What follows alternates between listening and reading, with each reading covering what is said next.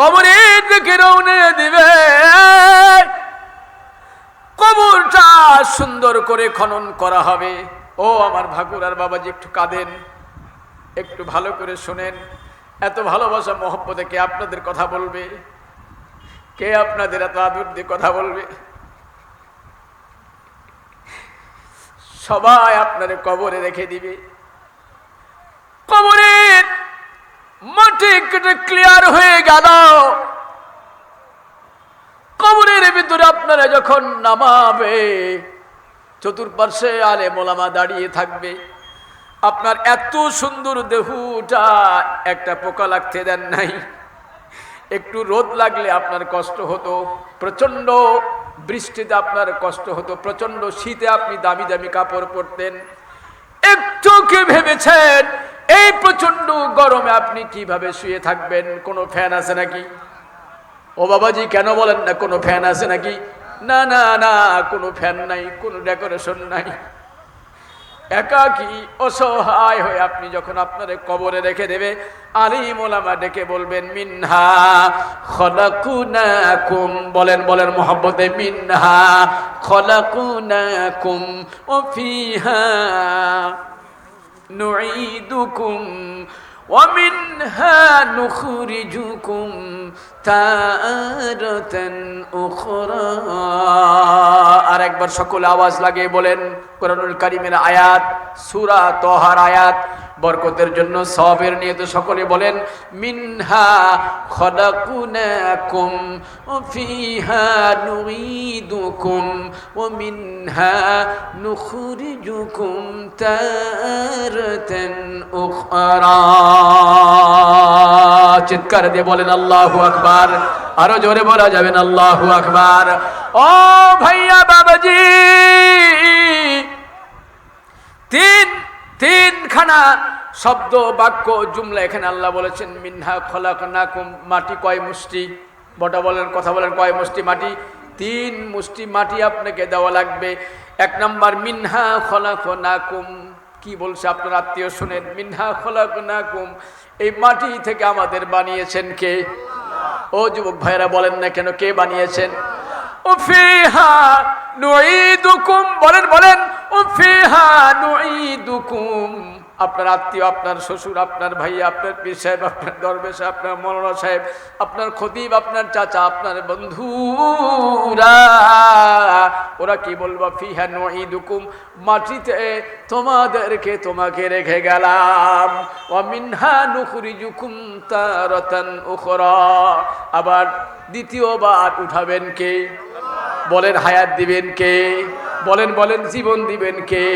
শরীর দিবেন কে? ও ভাইজান, সবাই আপনারা রেখে চলে আসবে। সবাই কবরে রেখে চলে আসবে। এবার চিন্তা করেন, কোথায় গেলেন? কোথায় ছিলেন? কোথায় চলে গেলেন? আম্মা জান আয়েশা সিদ্দিকা রাদিয়াল্লাহু তাআলা আনহা, নাম শুনেছেন আপনারা? বাবাজি নাম শুনছেন কিনা? আম্মা জান আয়েশা সিদ্দিকা রাদিয়াল্লাহু তাআলা আনহা, খুব মনোযোগ দিয়ে শুনেন, খুব ধ্যান দিয়ে শুনেন, আমার দিক দেখেন, ডানে বামে তাকাবেন না। আম্মা জান আয়েশা সিদ্দিকা রাদিয়াল্লাহু তাআলা আনহা খুব কাঁদছেন। কে ছিলেন? আমার নবীর স্ত্রী। বলেন আল্লাহু আকবার। যেখানে আমার নবীজির রওজা মুবারক, বলেন আল্লাহু আকবার। কেন বলেন আল্লাহু আকবার? আমার নবীজির রওজা মুবারক যেই জায়গাতে আম্মা জান আয়েশা ঘুমিয়েছেন, আমার নবী সাল্লাল্লাহু আলাইহি সাল্লাম যেখানে রওজা হয়েছে, আমার নবী পয়গম্বর যেখানে রওজা আতহার, ওখানে আমার নবীজি ঘুমিয়েছেন।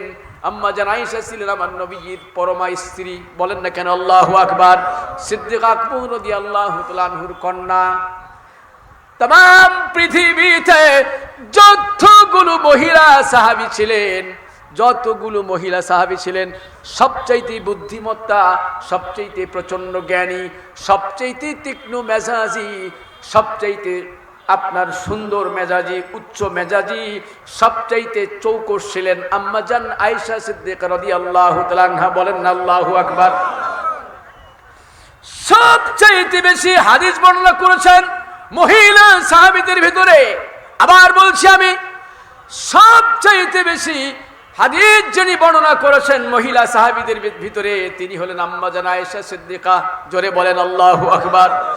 এত বড় জলিল কদর সাহাবী আমার নবীর স্ত্রী, আমার আল্লাহ তাআলা তাদেরকে দুনিয়াতে জান্নাতে সার্টিফিকেট দিয়েছেন। বললেন আল্লাহু আকবার। আরো জোরে বলেন আল্লাহু আকবার। এত জোরে কাঁদছেন, কবরের সামনে গিয়ে, কবরের সাইডে গিয়ে এমন ভাবে ক্রন্দন করছেন। আমার নবীজি রাহমাতুল লিল আলামিন আয়েশাকে ডেকে বলেন, আয়েশা তুমি কেন কাঁদো? তুমি তো আমার পরমা স্ত্রী, তুমি তো আমার জীবন সঙ্গিনী। রে আয়েশা, তোমাকে আমি কত ভালোবাসি। নবীর স্ত্রী কোনোদিন জাহান্নামে যাবে নাকি? কথা বলেন, যাবে নাকি? 100বার জান্নাতি। জোরে বলেন আল্লাহু আকবার। এত বড় টপ ক্লাসের, এত বড় আলা দরজার, এত বড় জলিল কদর একজন সাহাবী নবী সাল্লাল্লাহু আলাইহি ওয়াসাল্লাম ডেকে ডেকে বলছেন, আয়েশা তুমি কেন ছোট্ট ছোট্ট ছেলে মেয়ের মতো কান্নাকাটি করো? আয়েশা তুমি কি জানো না তুমি আমার স্ত্রী, তোমার জীবনের গুনাহ মাফ করেছেন কে? বলেন বলেন কে? তুমি জলিল কদর একজন সাহাবী, আমার শ্বশুরজি সিদ্দিক আকবর রাদিয়াল্লাহু তাআলা আনহুর আদরের কন্যা। তোমার জীবনে কোনো গুনাহ নাই, তোমার জীবনে ছোট্ট সগীরা গুনাহ পর্যন্ত আমার আল্লাহ তাআলা তোমার নামায়ে আমলে লেখে নাই। তুমি কেন কাঁদছো? দেখেন আম্মা জান আয়েশা কি বলেছেন, নবীজি গো রাহমাতুল লিল আলামিন সাইয়্যিদুল কাউনাইন নবী মুহাম্মদ, জোরে বলেন সাল্লাল্লাহু আলাইহি ওয়াসাল্লাম, তুমি আমার স্বামী হলে কি হবে? আমার আল্লাহ তাআলা আমার জীবনের গুনাহ মাফ করলে কি হবে? খলিফাতুল মুসলিমিন হযরত আবু বকর আমার জীবনের, আমার বাবা হলে কি হবে? আমার জন্মদাতা বাবা হলে কি হবে? আমি এত বড় যুগশ্রেষ্ঠ মুহাদ্দিস হলে, মুহাদ্দিসা হলে কি হবে? তুমি যখন আমারে কবরের ভেতরে দিয়ে আসবে, কবরের ভেতরে যখন আমারে প্যাকেট করে দিবে, ওই অন্ধকার ঘর, ওটা পোকামাকড়ের ঘর, ওটা সাপ বিচ্ছুর ঘর। ডানে মাটি, বামে মাটি, সামনে মাটি, পিছনে মাটি, উপরেও মাটি, নিচেও, কেন বলেন না নিচেও? এত মাটির ভিতরে অন্ধকারের ঘর। আমি জানি না আমার জীবনের কোন আমল আমার আল্লাহ তাআলার দরবারে কবুল হয়েছে, আমি জানি না। আমারে যখন তুমি কবরের ভিতরে রেখে দিবে, আর সব বুনিয়াদম আমারে মাটি দিয়ে চলে আসবে, আমি বড় অসহায় হয়ে যাব, আমি বড় একাকী হয়ে যাব, আমি বড় হয়রান হয়ে যাব। আর স্বামী গো, আমার বড় ভয় হয়, তুমি আমার স্বামী হলে কি হবে? আমার কবরের জন্য বড় ভয় হয়। কবরের ভেতরে আমারে যখন রাখা হবে, জানি না কবর আমার সাথে কি আচরণ করবে। ওই কবরের ভয়ে আমার সব সময় যেন কেন চোখ দিয়ে পানি আসে। জোরে বলা যাবে না আল্লাহু আকবার? আরো চিৎকার দিয়ে বলেন না ভাইজান আল্লাহু আকবার। ও ভাইজান, এত বড় সাহাবী, এত বড় টপ ক্লাসের একজন সাহাবী হয়ে যদি কবরের ভয় ঢুকে, এখানে কে আছেন ভাইজান বলেন তো? সকাল থেকে গোনা হয় নাই, কেউ আছেন নাকি এখানে? কেউ আছেন বলতে পারবেন? এই জন্য সব সময় কবরের ভয়, সব সময় কিয়ামতের ভয়, সব সময় জাহান্নামের ভয় আমাদের অন্তরে দরকার আছে না? আমার ভাইজান 1 মিনিট একটু জিকির করেন কালেমা লা ইলাহা, বলেন বলেন লা ইলাহা,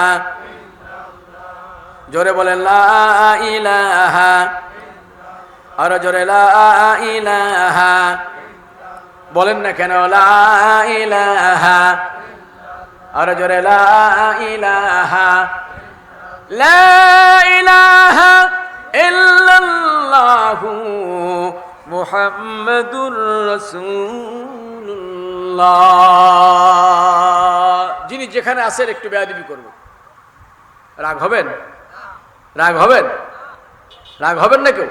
হাত তুলে দেখেন কে কে রাগ হবেন। আল্লাহু আকবার, আল্লাহু আকবার। আলহামদুলিল্লাহ, আমাদের ঠাকুরগাঁও উত্তরবঙ্গের শ্রোতা খুব ভালো, অনেক বড় মেহমান আজকে আমাদের সামনে এসছেন। একটু পরিবেশটা সুন্দর করার দরকার আছে না নাই? বাবাজি আমার এই যুবক ভাইয়ের দরকার আছে না? যিনি যেখানে একটু দাঁড়ান তো দেখি, একটু দাঁড়াতে হবে, একটু সামনের দিকে আসেন তো সবাই, একটু দাঁড়ান, একটু দাঁড়ান তো, আমিও দাঁড়াচ্ছি, একটু দাঁড়ান তো, সামনের দিকে আসেন তো দেখি। যুবক ভাইরা কেউ যাবে না, মেহরবানি কেউ যাবেন, আসেন তো দেখি, সামনের দিকে আসেন, একটু আসেন তো বাবাজি, একটু সামনে আসেন, আসেন আসেন আসেন আসেন আসেন, একটু দাঁড়ান, সামনের দিকে আসেন, একটু দাঁড়ান তো সবাই, একটু একটু দাঁড়ান তো, খুব তাড়াতাড়ি সময়গুলো কাজে লাগেন, আসেন। এই ভাইয়া বাবাজি আমার আসেন, ফাঁকা জায়গা রাখবেন না, ফাঁকা রাখবেন না, আল্লাহর হস্তে বলছি, আপনারা তো ভদ্র মানুষ, ফাঁকা রাখবেন না। জি আলহামদুলিল্লাহ, বসেন, ফাঁকা জায়গা রাখেন। এই আপনারা একটু আসেন না, এই যে আপনাদের বলছিলাম আসেন, আপনাদের যে আমার প্রাণ খোলা দোয়া হবে, এই যে কদিন পর আমি চলে যাচ্ছি আল্লাহর ঘরে, আপনাদের জন্য দোয়া হবে, আসেন আসেন, একটু সামনে আসেন, আসেন ভাইজান, এই যে চেয়ার আসেন, এখানে চেয়ার ফাঁকা আছে, উপরে আসেন, পরিবেশটা আমরা সুন্দর করি। এই পাশের কনের ভাইয়ের আসেন, এই পাশে চেয়ার আছে, এই চেয়ার আসেন। এই যুবকেরা তোমরা সামনে বসো, নিচে বসো, যুবকের সাহেব নিচে বসো, এটা কথা শুনে না কেন? এই ছেলে দুজন নিচে বসো, বসো, বলেন আলহামদুলিল্লাহ, বলেন আলহামদুলিল্লাহ, একটু তাকবীর দেন সবাই, লিল্লাহে তাকবীর, আর একটু আওয়াজ দিতে হবে, রাজি আছেন? লিল্লাহে তাকবীর, লিল্লাহে তাকবীর। শুধু যুবক ভাইয়েরা বলো তো দেখি, শুধু যুবক ভাইয়েরা, শুধু যুবক ভাই, রেডি রেডি রেডি। যুবক আছে এখানে? যুবক কয়জন দেখি? যুবকের সংখ্যা কম, দেখলেন? আলহামদুলিল্লাহ। শুধু যুবকেরা বলো আল্লাহু আকবার, যুবকেরা আর একবার আল্লাহু আকবার, আর একবার আল্লাহু আকবার। এবার বাবাজি একটু কষ্ট দিব, রাগ হবে? রাগ হবেন আপনারা? আমি আপনাদের সাথে আছি, মাইক আপনাদের সাথে আছে, আর আপনারা একজন, কয়জন হলো? কথা বলেন, কয়জন? আপনারা একজন, মাইক দুই, আমি কয় নাম্বার? 3 নাম্বার, 3 জন আপনাদের সাথে। বলেন আল্লাহু আকবার, বাবাজিরা বলেন আল্লাহু আকবার। দেখলে দাড়ি পাকা মানুষের কি আওয়াজ, আর যুবকেরা বুঝি পরাজিত হয়ে গেল। যুবক এখানে আর একবার বলো তো দেখি আল্লাহু আকবার। বাহ, যুবকদের সাথে আমরা পারি, হাজার হলে রক্তের গরম, কি বলেন? হ্যাঁ, মাইল মিটার 101, মোটরসাইকেল মাইল মিটারে 101 চলে, কাউকে সাইড দেয় দেয়? আমার ভাইজান সামনের দিকে যাই, একটু রসিকতা করলাম তাই বলে রাগ হবে না? আলহামদুলিল্লাহ, আল্লাহু আকবার। এই তো প্রোগ্রাম সুন্দর হচ্ছে, সামনের দিকে চলে যাই, কতক্ষণ টাইম পাবো আমি জানি না। আমার ভাইজান বাবাজি, আমার ঘড়িতে 10টা বেজে গিয়েছে। আমি কবর নিয়ে আজকে কিছু আলোচনা আপনাদের সামনে করছিলাম, কেননা আগামী জুমাবার শুক্রবার মাগরিবের পরে আপনাদের ঠাকুরগা ছেড়ে যে আমি বাইতুল্লাহর দিকে রওনা দিব, শুধুমাত্র আপনাদের কাছে আজকে দোয়ার জন্য আসছি। আল্লাহ তাআলা আপনাদের, যাদেরকে আল্লাহ তাআলা হজ ফরজ করেছেন, আল্লাহ তাআলা আপনাদের জন্য বাইতুল্লাহর মেহমান হিসাবে কবুল করে, বলেন না আমিন। বাইতুল্লাহ যাওয়ার নিয়ত আছে না নাই? আছে না? বাইতুল্লাহ নিয়ত না থাকে কি বলে? বাইতুল্লাহর যে প্রেম, যে ভালোবাসা, না গেলে বোঝানো যাবে। দেখেন না, হাদি সাহেবরা একবার যায়, আবার যখন বিমান উড্ডয়ন হয়, বিমান ফ্লাই করে, হাদি সাহেবরা যাওয়ার জন্য পাগল পারা হয়ে যায়। আমার ভাইজান সামনের দিকে চলে যায়, কুরআনুল কারীম থেকে কবর কেন্দ্রিক, মরণ কেন্দ্রিক যে আয়াতে কারিমা আপনাদের খেদমতে তেলাওয়াত করেছি, ওটা সামনে রেখে 2-4টা কথা একটু মহিলাদের নিয়ে বলে আসি, যেহেতু আমার সময় বড় অল্প। শেষ মাহফিল আজকে, এই সিজনের জন্য আমার শেষ মাহফিল। ভাইজান, মা খালাদের 2-4টা বয়ান মাঝে মাঝে দরকার, যেহেতু মা খালাই বারবার বারবার ভোট দিলেও সরকার, না দিলেও ভোট দরকার আছে আছে, নাই নাই, মা খালা নাই বারবার সরকার। আমার মায়ের জাতি আসেন, আপনাদের দিকে স্টারিং ঘুরিয়ে দিলাম। মা খালারা এই পৃথিবীতে সব চাইতে দামি সম্পদ আল্লাহ তাআলা দিয়েছেন মায়ের জাতিকে, বলেন না আল্লাহু আকবার। এই পৃথিবীতে একটা দামি সম্পদ আল্লাহ দিয়েছেন, বাইতুল্লাহ। আছে না নাই আমাদের মধ্যে? বাইতুল্লাহ সবচেয়ে দামি সম্পদ কিনা? বাইতুল্লাহ আছে বলেই তো আজকে মুসলমানের অস্তিত্ব টিকে আছে। বাইতুল্লাহ যদি না থাকতো পৃথিবীর নন মুসলিম আমাদের কোনো মূল্যায়ন করত। ওরা সব জায়গায় চিন্তা করে। পশ্চিমা দেশের লাল চামড়াওয়ালা ওই জায়গায় একজন প্রেসিডেন্ট ছিল মিস্টার বারাক ওবামা। কি ওবামা? পৃথিবীর ভিতরে সবচাইতে সিঙ্গেল বডি, সবচাইতে চিকন গোস্তবিহীন একটা প্রধান প্রেসিডেন্ট ছিলেন মিস্টার বারাক ওবামা। আপনারা জানেন না, আমি ভেতরের কথা আপনাদের বলছি। ওই মিস্টার বারাক ওবামা আল্লাহর ঘরে বারবার আসার জন্য সৌদি সরকারকে অনেক রিকোয়েস্ট করেছিল যে তোমার ওই বাইতুল্লাহতে একবার আমার নিয়ে যাও, আমি একটু সেজদা দিব, একটু আমি দেখে আসব। কিন্তু তৎকালীন সৌদি সরকার ওরে আপনার অনুমতি দেয় নাই, পারমিশন দেয় নাই। কেন? নন মুসলিম, অমুসলিম হওয়ার কারণে। কথা বলেন। তার মানে तमाम পৃথিবীর সব অমুসলিমরা ওরা একমাত্র বাইতুল্লাহ, একমাত্র মসজিদে নববী, মসজিদে হারামের কাছে এখনো তারা পরাজিত। আমাদের যে দলিল রয়েছে, আমাদের যে আল্লাহর ঘর দিয়েছে, আল্লাহ প্রদত্ত পয়গম্বর, তদীয় পয়গম্বর সৃষ্টি করেছেন, এত দামি ঘর, এত দামি জায়গা, এত দামি মসজিদ, এত দামি বাইতুল্লাহ পৃথিবীর অন্য কোনো ধর্মের ভিতর নাই।